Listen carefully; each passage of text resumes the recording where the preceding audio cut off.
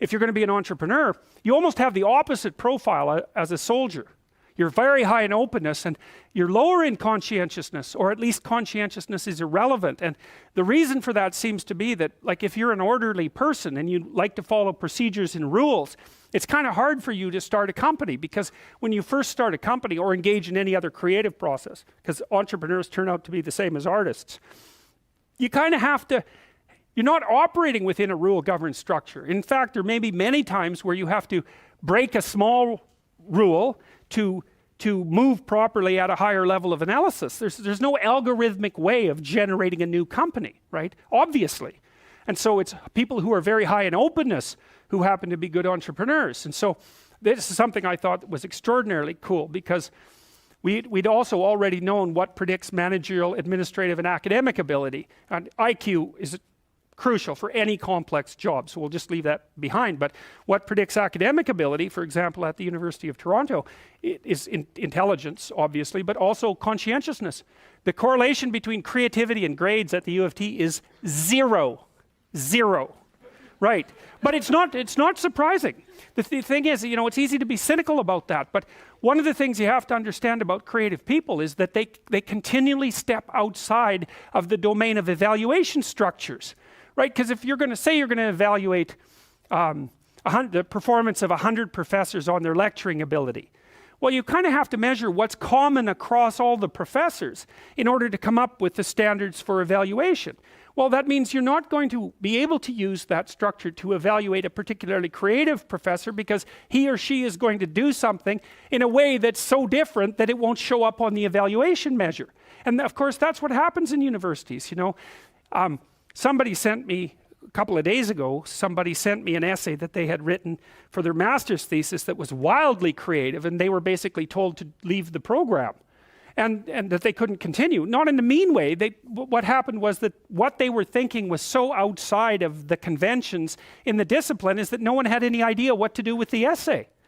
So then that's really the lot of creative people, right? They're always stepping outside of evaluation structures. And so it's not that surprising that the relationship between creativity and grades at the U of T is zero. We found out as well, by looking at graduate student performance across multiple institutions, that there was a negative correlation between creativity and graduate school performance. It wasn't even zero, it was worse than negative. Being creative was negative. And you think, well, that could make you cynical as well, but you can't be cynical in that way, because one of the things that happens in science is that science tends to progress incrementally rather than in great leaps. Now and then someone comes along who blows the structure out of a science and advances it ridiculously, like Einstein. But like, most people aren't Einstein, and maybe thank God for that. Most of the time, you're in a discipline, you understand the discipline, and then once you've developed understanding of the discipline, you know what the next micro question is that should be answered. And part of the reason that science is so powerful is because it allows people who aren't genius level creatives to make real advances in the generation of knowledge, one tiny micro step at a time. It doesn't matter if there's 100,000 people doing it and each of them is making a micro step, man. We're zipping along as fast as we possibly want to zip along. And so it turns out to be conscientiousness that's the excellent predictor of graduate student performance. That's the best predictor for law. It's the best predictor for managerial positions. It's the best predictor for administrative positions.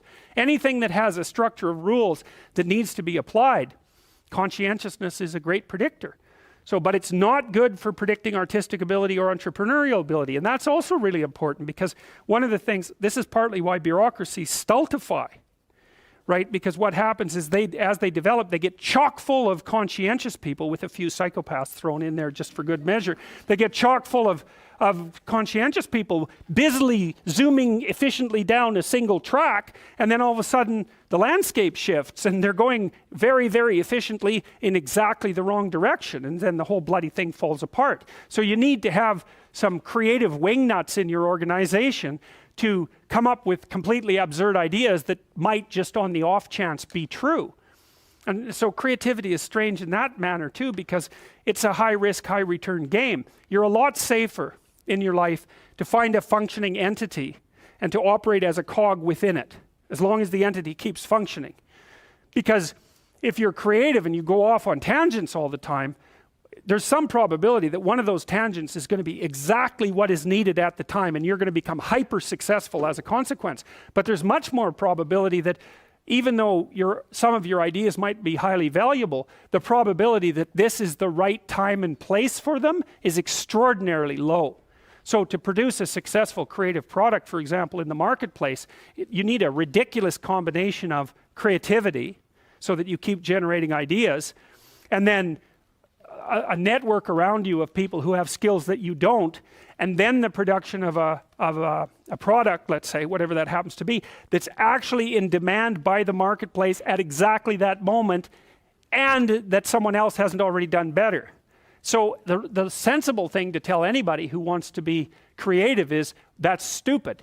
You shouldn't do it. It's your probability of success is so low that it's better just to do something sensible. But the problem with that is that creative people can't do that because they're creative. And if they shut down their creativity, it's like an extrovert who's gone to live in an isolated cell. A creative person who isn't being creative, they just wither and die.